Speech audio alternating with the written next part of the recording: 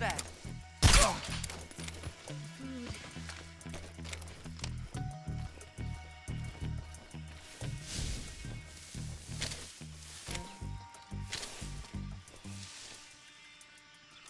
Where'd you go?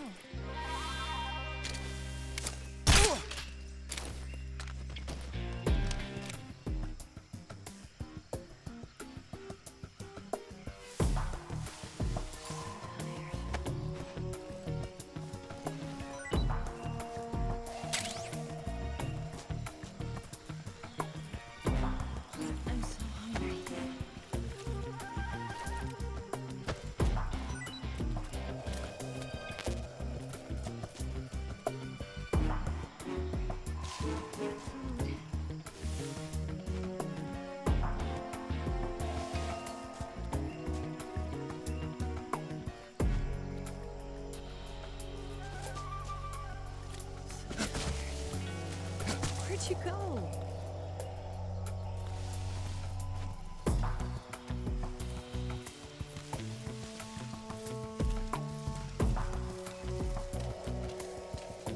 So tired.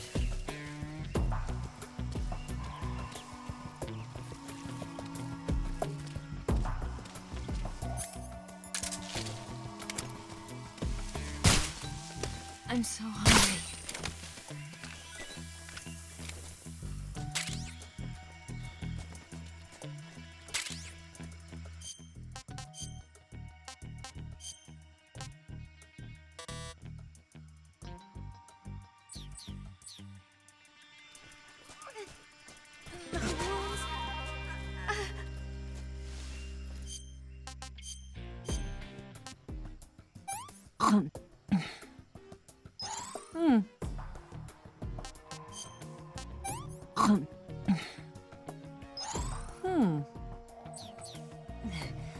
I can walk.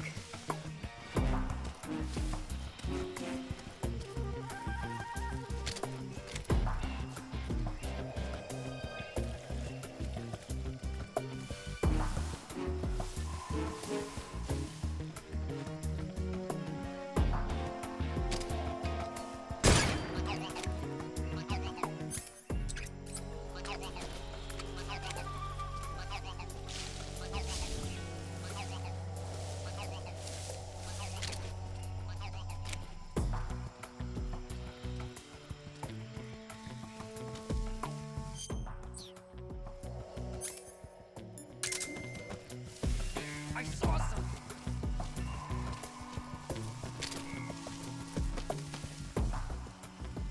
Must be seeing things.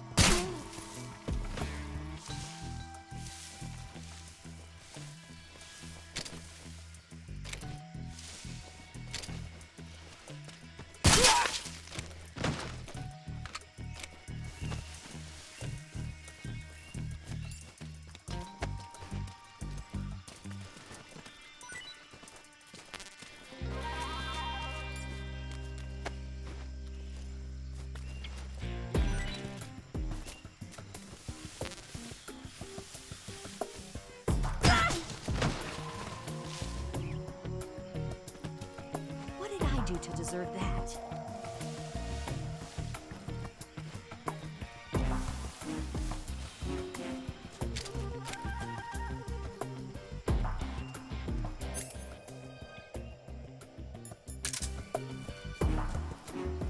So tired.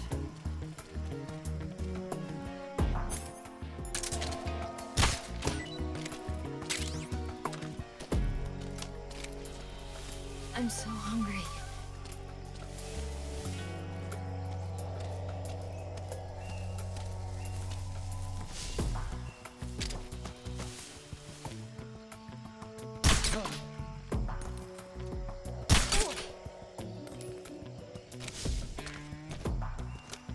So tired.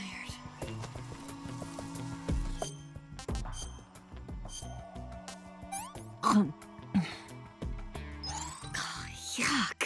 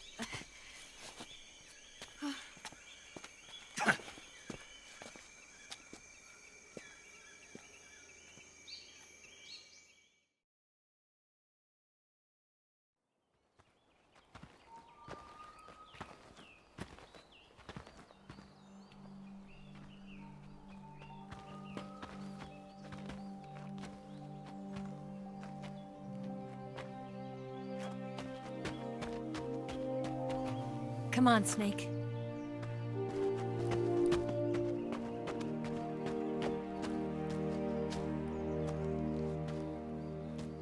We made it. We made it. Over there.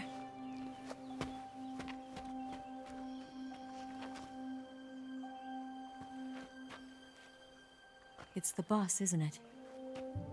I'll go get the wig ready to take off. Right. I'll leave you two alone. But come back in one piece, okay?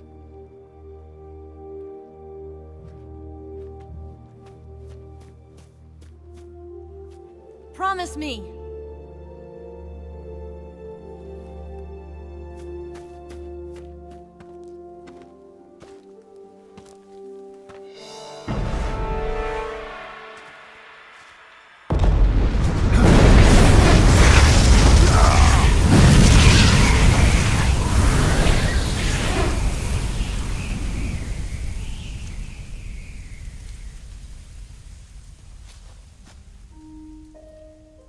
Life's end. Isn't it beautiful? It's almost tragic. When life ends, it gives off a final lingering aroma. Light is but a farewell gift from the darkness to those on their way to die. I've been waiting, Snake, for a long time. Waiting for your birth, your growth, and the finality of today. Boss. Why are you doing this? Why? To make the world one again. The world used to be whole. But with the end of the Second World War, the philosophers began to fight amongst themselves, and the world was torn apart. The Cobras, my comrades who trained and fought alongside me, were torn apart as well. The foibles of politics and the march of time can turn friends into enemies just as easily as the wind changes. Ridiculous, isn't it? Yesterday's ally becomes today's opposition. And this Cold War? Think back. When I was leading the Cobras, America and Russia were fighting together. Now, consider whether America and Russia will still be enemies in the 21st century. Somehow I doubt it. Enemies change along with the times, the flow of the ages, and we soldiers are forced to play along. I didn't raise you and shape you into the man you are today just so we could face each other in battle. A soldier's skills aren't meant to be used to hurt friends. So then what is an enemy? Is there such a thing as an absolute timeless enemy? There is no such thing, and never has been. And the reason is that our enemies are human beings like us. They can only be our enemies in relative terms. The world must be made whole again. The philosophers must be reunited. I will devote my skills to that purpose. And with the Colonel's money, I will achieve that end. Just as I once created the Cobras. They are my family. I may no longer be able to bear children, but I still have a family. It was November 1st, 1951. I was in the Nevada desert participating in atomic testing. The name Nevada is derived from Spanish, covered in snow, white as snow. And snow is exactly what I saw in that Nevada desert. It froze my blood white. Snake, you were an atomic test subject, weren't you? On Bikini Atoll. That's part of the reason I was drawn to you. You and I are alike. We're both slowly being eaten away by the karma of others. we'll never have the chance to die peacefully of old age. We have no tomorrow. But we can still have hope for the future. In 1960, I saw a vision of the ideal future from space. 3 years earlier, the Soviet Union had succeeded in launching Sputnik, the first man-made satellite in history, into orbit. This came as a huge shock to the United States. In response, America threw everything it had into its own manned spaceflight project, the Mercury program. Even as the Soviets seemed poised to send their first man into space, America was still experimenting with chimpanzees and rockets. The government wanted human data. So they secretly decided to send a human being into space. I was the one they chose. At the time, they didn't have the technology to block out cosmic rays, and whoever they sent up would inevitably be exposed to heavy radiation. That's why they chose me. After all, I'd already been irradiated once. Of course, you won't find any of this in the history books. I could see the planet as it appeared from space. That's when it finally hit me. Space exploration is nothing but another game in the power struggle between the US and the USSR. Politics, economics, the arms race, they're all just arenas for meaningless competition. I'm sure you can see that, but the Earth itself has no boundaries. No East, no West, no Cold War. And the irony of it is, the United States and the Soviet Union are spending billions on their space programs and the missile race, only to arrive at the same conclusion. In the 21st century, everyone will be able to see that we are all just inhabitants of a little celestial body called Earth. A world without communism or capitalism, that is the world I wanted to see. But reality continued to betray me. In 1961, I was sent to Cuba, to Bahia de Cochinos. It was part of a CIA-sponsored invasion under the guise of taking Cuban exiles back to their country. But the US government betrayed them. Our weak-kneed president held back their air support. Defenseless, the exiles were annihilated by the Cuban army. All I could do was watch in silence. I was set up by the very country I'd sacrificed so much for, by the very government I dedicated my life to defending. I was driven from the surface world, and I went underground. Then, 2 years ago, I faced the sorrow, my old comrade in battle. He was my friend. But one of us had to die. I was left with no choice. The sorrow gave his life for me. There is no enmity between us. One must live, and one must die. That was the mission. The ones who gave me that mission were the philosophers. Early in the 20th century, the true holders of power in the United States, the Republic of China, and the newly formed Soviet Union gathered together in a secret meeting that would later be known as the Wise Men's Committee. The secret pact they formed there marked the beginning of the philosophers. But the last of the original members died in the 1930s. After that, the organization began to run out of control, and the Wise Men's Committee degenerated into a mere shell of its former self. The philosophers of today have no sense of good or evil.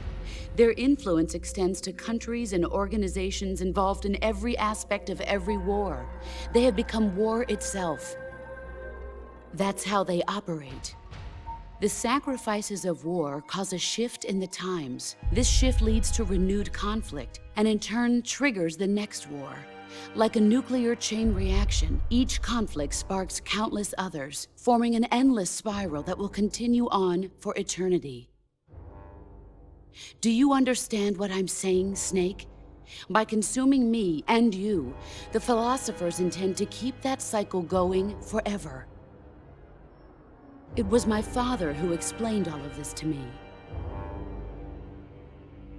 He was one of them. You see, I am the last remaining child of the philosophers. But after he revealed the truth, my father was killed by that same shapeless, formless organization. And my father isn't the only thing the philosophers have taken from me. In June of 1944, the Cobras and I took part in the landing at Normandy. We'd been given a top-secret mission to locate and destroy enemy V-2 rocket installations. I was pregnant at the time. The sorrow was the father. I gave birth on the field of battle. A beautiful baby boy. But my child was snatched away from me by the philosophers.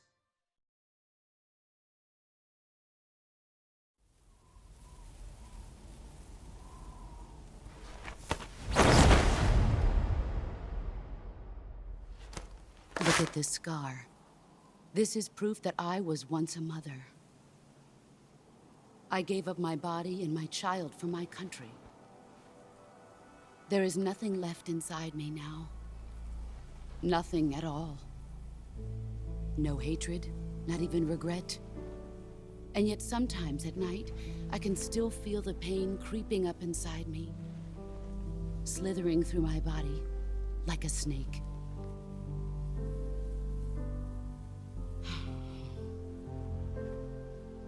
I've never talked this much about myself before. Thanks. Thanks for listening to me.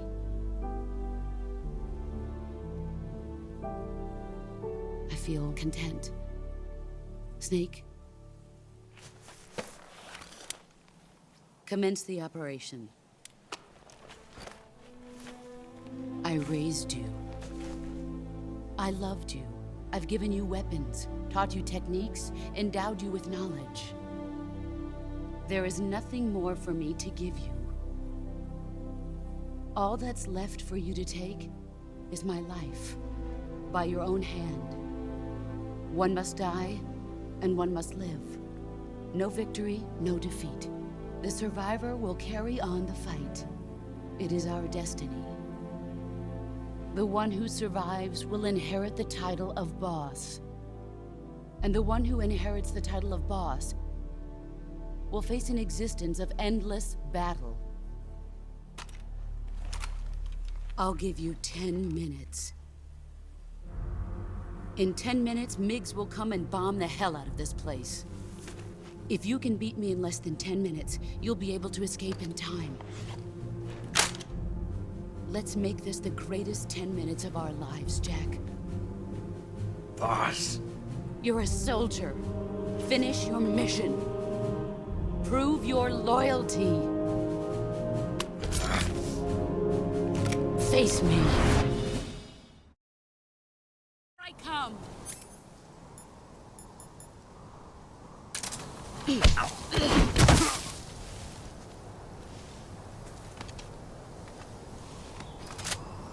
Nice try.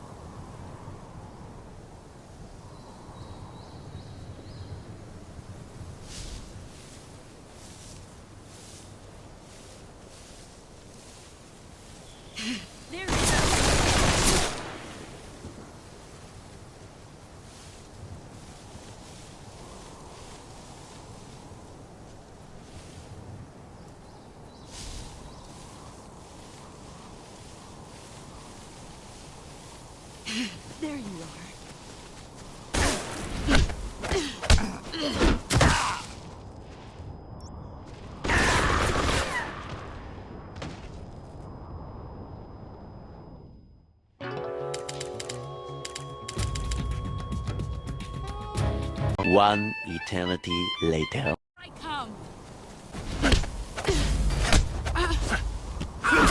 Excellent, Jack.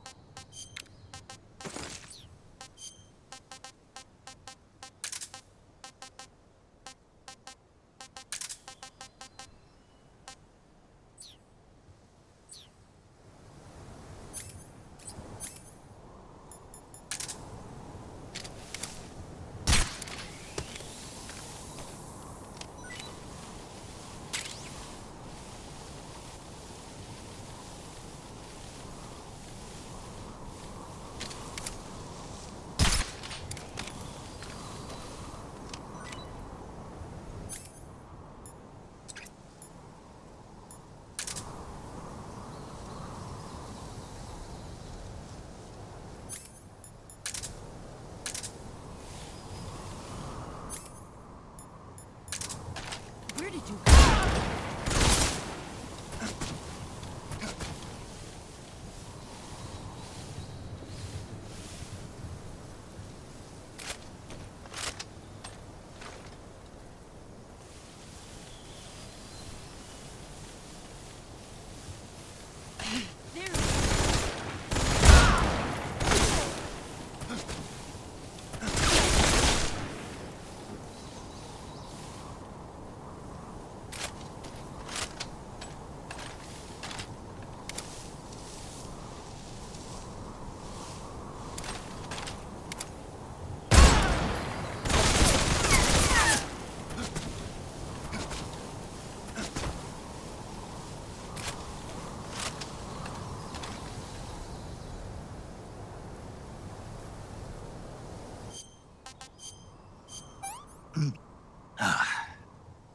Can't complain.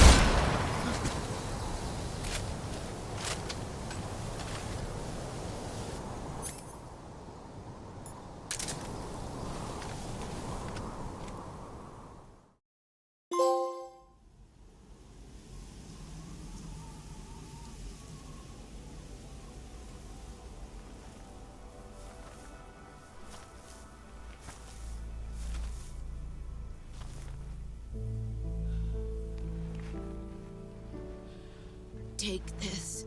Keep it safe.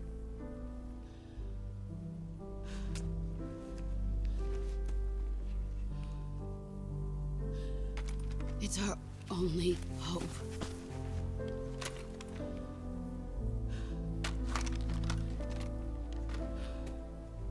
A patriot? Why are you giving me this? Jack. Or should I say, Snake. You're a wonderful man. Kill me. Kill me now. Do it.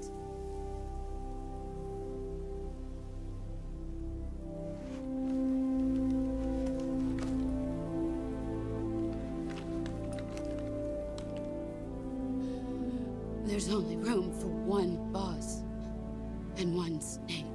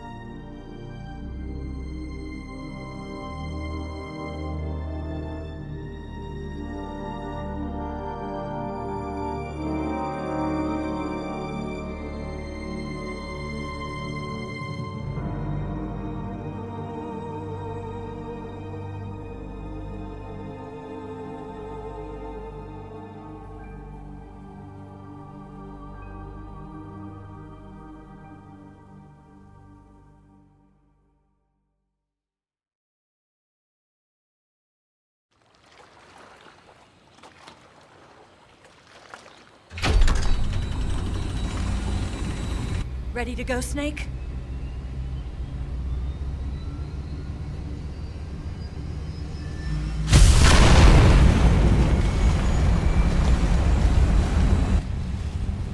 Are you okay?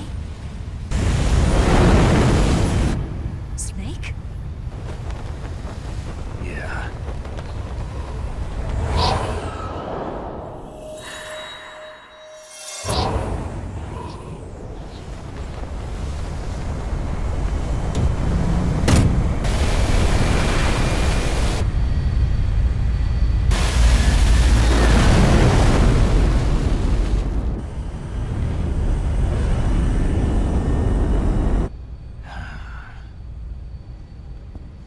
I told you you could trust me.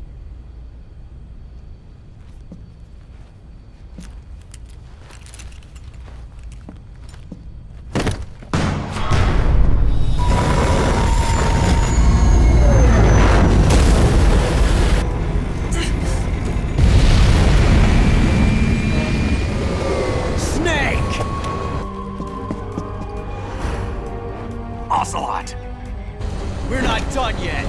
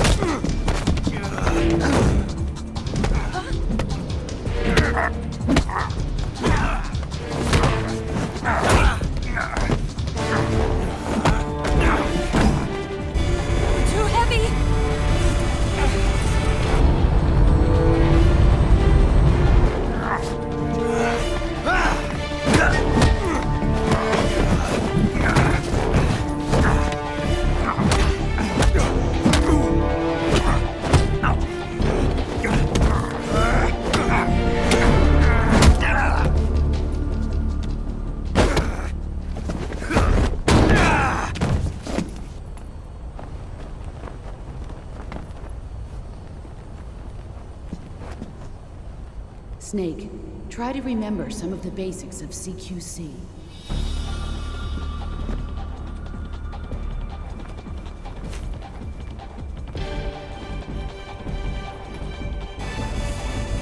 Not good!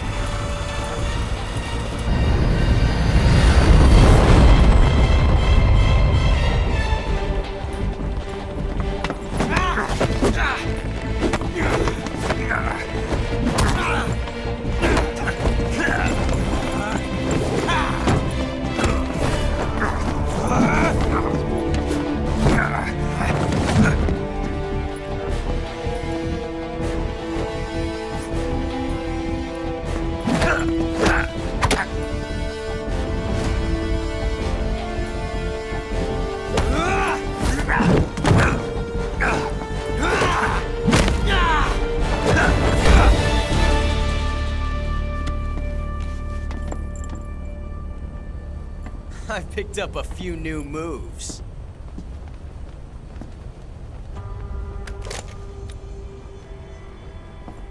Huh. It doesn't feel right to shoot an unarmed man. But I'll get over it. Eva!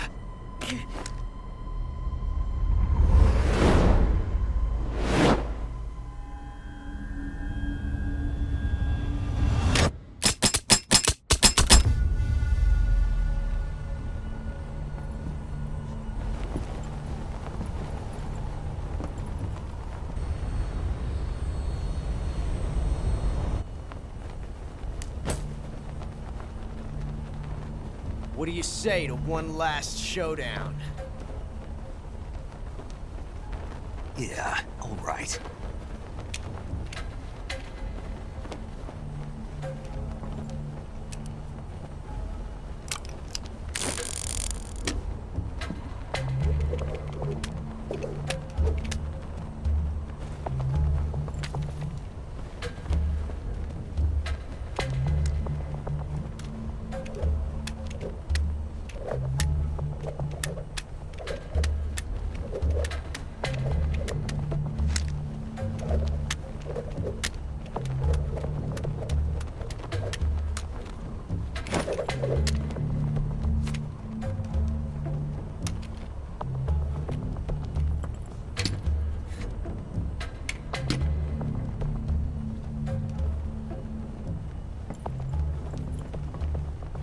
What's your name?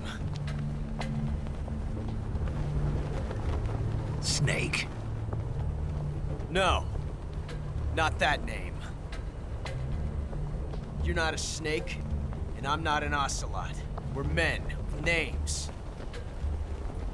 My name is Adamska. What's yours? John. Very well, John. Plain name, but I won't forget it.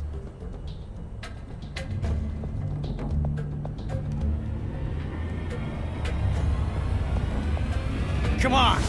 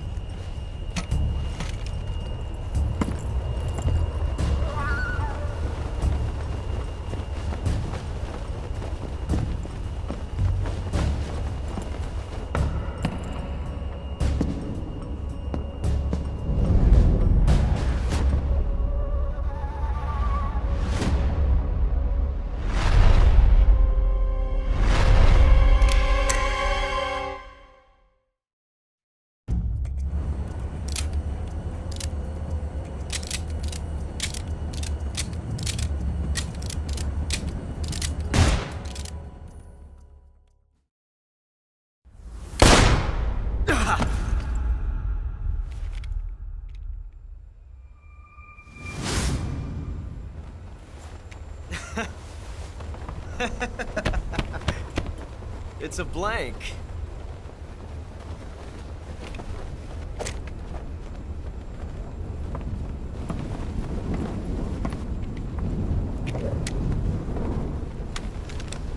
Ah, that was fun. Till we meet again, John.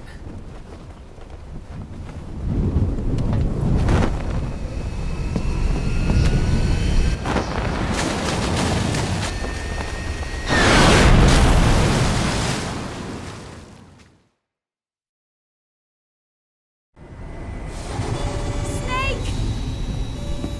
Give me a hand! Pull!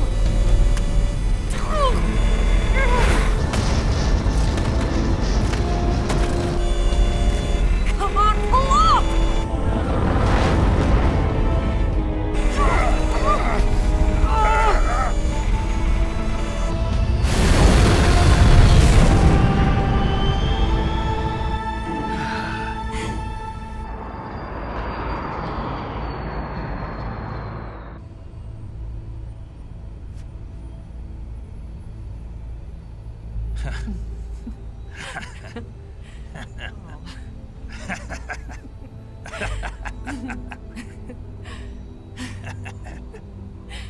We made it. Yeah, we sure did.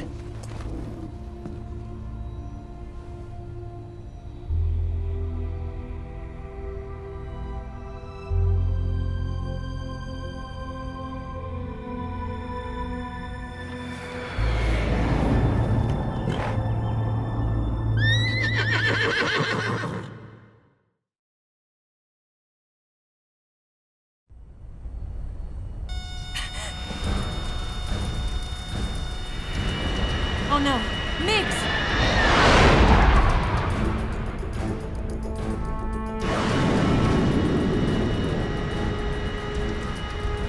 There's no way out! What are we gonna do? We've come too far to let them stop us now. Those things have got to be armed. It's no use. There's no way we can outmaneuver them.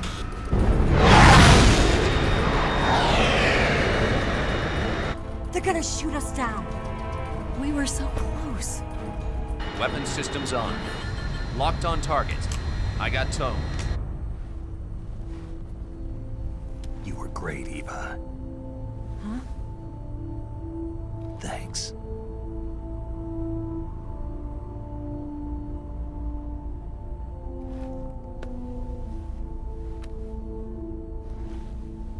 Oak 19, this is Control. Stand by for a direct order from the chairman. Oak 19, return to base immediately. Do you read me? This is a direct order from Comrade Khrushchev. Return to base immediately. Oak 19, do you copy? Understood. Aborting mission. RTB. Look! The MiGs are turning back! Woo!